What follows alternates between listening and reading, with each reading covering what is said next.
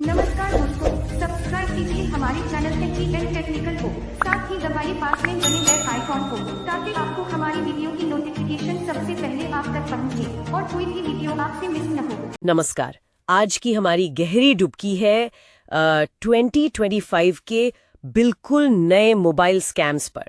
हमारे पास काफी सारे नोट्स हैं, रिसर्च है जो दिखाती है कि कैसे फोन हैक हो रहे हैं आजकल, और तरीके सच में काफी चौंकाने वाले हैं।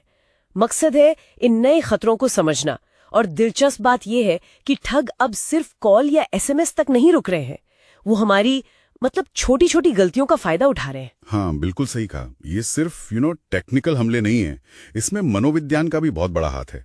लोगों का भरोसा, उनका लालच, कभी कभी डर, इन सब का फायदा उठाया जा रहा है। देखते हैं ये काम कैसे करता है। हाँ, चलिए इसे खोलते हैं फिर। तो पहला तरीका जो आजकल बहुत ही ज्यादा दिख रहा है वो है ये फ्री रिचार्ज या गिफ्ट वाला स्कैम।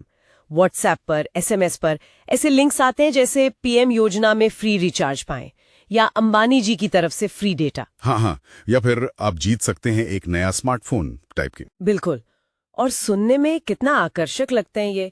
फिर जैसे ही कोई उस लिंक पे क्लिक करता है, एक नकली वेबसाइट खुल जाती है, दिखने में एकदम असली जैसी, हूबहू।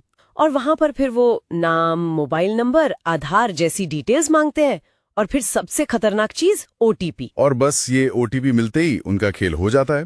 या तो फोन पर कोई मैलिशियस ऐप, मतलब कोई खतरनाक ऐप चुपके से इंस्टॉल हो जाएगा, या फिर वो उस जानकारी का इस्तेमाल करके सिम स्वैप कर सकते हैं। सिम स्वैप मतलब धोखे से आपके नंबर का डुप्लीकेट सिम निकलवा लेना, और फिर उससे वो आपके बैंक खातों तक पहुंच सकते हैं। ये सिर्फ मुफ्त पाने के लालच का फायदा नहीं है, बल्कि वो जो कहीं ऑफर छूट न जाए वाला डर होता है ना, FOMO, fear of missing out. हाँ, उसका मनोविज्ञान भी इस्तेमाल करते हैं ये लोग। तो एक तरफ ये लालच और फोमो, अच्छा, दूसरी तरफ कुछ ठग भरोसे को ही हथियार बना रहे हैं, खासकर ये स्क्रीन शेयरिंग वाले मामलों में। ये तो वाकई में बहुत चिंताजनक है। हाँ, ठग फोन करके खुद को बैंक का या किसी जानी मानी कंपनी का कर्मचारी बताते हैं, कहते हैं हम आपकी मदद करना चाहते हैं, कोई प्रॉब्लम आ रही है क्या। और मदद के नाम पे फिर वो एनीडेस्क, टीम व्यूअर या जैसे क्विक सपोर्ट जैसे स्क्रीन शेयरिंग ऐप इंस्टॉल करने को कहते हैं।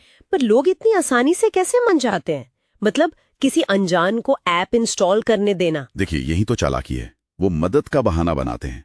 कभी कभी लोग टेक्नोलॉजी की कम जानकारी की वजह से या फिर उस वक्त की घबराहट में भरोसा कर लेते हैं, और जैसे ही ऐप इंस्टॉल करके वो कोड शेयर किया तो बस फिर तो रिमोट कंट्रोल उनके हाथ में। वो दूर बैठे आपके पूरे मोबाइल को कंट्रोल कर सकते हैं, आपकी स्क्रीन देख सकते हैं, ऐप्स चला सकते हैं, पासवर्ड डालते हुए देख सकते हैं, सब कुछ। ये भरोसे का बहुत ही गंभीर दुरुपयोग है। भरोसे के बाद फिर आता है डर का इस्तेमाल, वॉइस फिशिंग, या जिसे विशिंग कहते हैं। इसमें ठग फोन करते हैं, खुद को बैंक अधिकारी या कोई सरकारी अफसर बताते हैं। हाँ, और कहते हैं आपका केवाईसी अपडेट नहीं है, अकाउंट बंद हो जाएगा। बिल्कुल, ऐसी धमकी सुनकर तो कोई भी घबरा जाएगा। और इसी घबराहट में सोचने समझने की शक्ति कम हो जाती है। वो फौरन एक लिंक भेजते हैं और कहते हैं इस पर क्लिक करिए जल्दी। क्लिक करते ही या तो फोन में कोई वायरस आ जाता है, या कोई नकली ऐप खुल जाता है जो आपकी जानकारी चुरा लेता है। ये वाकई में बड़ा सवाल है कि फोन पर किसी की पहचान कैसे पक्की करें, खासकर जब वो कोई अधिकारी होने का दावा कर रहा हो। सही बात है। और एक और तरीका है जो आजकल बहुत बहुत आम हो गया है, ऐप परमिशन स्कैम। कई बार हम गेम, फोटो एडिटर या वो स्टेटस डाउनलोडर जैसे ऐप्स डाउनलोड करते हैं ना। हाँ, जो बड़े यूजफुल लगते हैं। हाँ, लगते हैं, पर डाउनलोड करते समय हम ध्यान ही नहीं देते कि वो क्या क्या परमिशन मांग रहे हैं। कैमरा, माइक, फाइल्स, लोकेशन, कई बार ऐसी चीजें मांगते हैं जिनकी उस ऐप को जरूरत ही नहीं होती, और हम बिना सोचे समझे अलाउ अलाउ अलाउ करते जाते हैं। हाँ, और यही चूक हो जाती है। परमिशन मिलते ही ये ऐप्स बैकग्राउंड में चुपचाप हमारा डेटा चुरा सकते हैं, कॉल रिकॉर्डिंग, हमारी निजी तस्वीरें, फाइल्स, यहाँ तक कि बैंक डिटेल्स भी। यहाँ ध्यान देने वाली बात यह है कि कैसे बिल्कुल नॉर्मल सामान्य दिखने वाले ऐप्स भी खतरनाक हो सकते हैं अगर उनकी मांगी गई परमिशन पर हम ध्यान ना दें। हर ऐप को हर चीज के एक्सेस की जरूरत नहीं होती। ये हमारी लापरवाही का फायदा उठाते हैं बेसिकली। तो सबसे बड़ा सवाल, इन सबसे बचा कैसे जाए? संक्षेप में बताएं तो क्या मुख्य सावधानियां हैं? देखिए, कुछ बुनियादी चीजें। सबसे पहले तो किसी भी अनजान लिंक पर क्लिक नहीं करना है, भूल कर भी नहीं। अपना OTP, वन टाइम पासवर्ड कभी किसी के साथ शेयर ना करें। कोई कितना भी भरोसेमंद लगे या कोई भी बहाना बनाए, OTP नहीं देना है। और एप्स हमेशा भरोसेमंद स्टोर से ही डाउनलोड करें, जैसे गूगल का प्ले स्टोर है या एप्पल का ऐप स्टोर। कहीं और से किसी लिंक से APK फाइल डाउनलोड करना खतरनाक हो सकता है। और वो परमिशन वाली बात? हाँ, वो बहुत जरूरी है। जब भी कोई ऐप इंस्टॉल करें, ध्यान से देखें कि वो कौन कौन सी परमिशन मांग रहा है। खुद से पूछें, क्या इस ऐप को इस काम के लिए वाकई इस परमिशन की जरूरत है? जैसे टॉर्च वाले ऐप को कॉन्टैक्ट्स की परमिशन क्यों चाहिए? सही बात है। और अपने फोन में एक अच्छा एंटीवायरस प्रोटेक्शन जरूर रखें।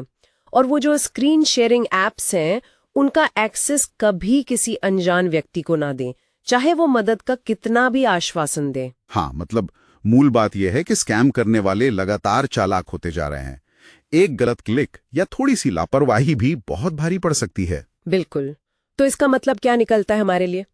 मतलब तो साफ है, जानकारी और सतर्कता ही हमारा सबसे बड़ा हथियार है। खुद सावधान रहना और अपने आसपास के लोगों को, परिवार को, दोस्तों को इन नए खतरों के बारे में बताना बहुत जरूरी है। और शायद भविष्य के लिए सोचने वाली बात यह भी है कि ये जो अलग अलग तकनीकें हमने डिस्कस की, fishing, malware, screen sharing, psychological tricks, ये कैसे आपस में मिल सकती हैं? क्या हम भविष्य में और भी ज्यादा जटिल मल्टी लेयर स्कैम देखेंगे जो इन सभी तरीकों का मिश्रण इस्तेमाल करें? ये हमें अपनी डिजिटल सुरक्षा के बारे में लगातार सोचने और सीखते रहने पर मजबूर करता है। हमें हमेशा अपडेटेड रहना होगा।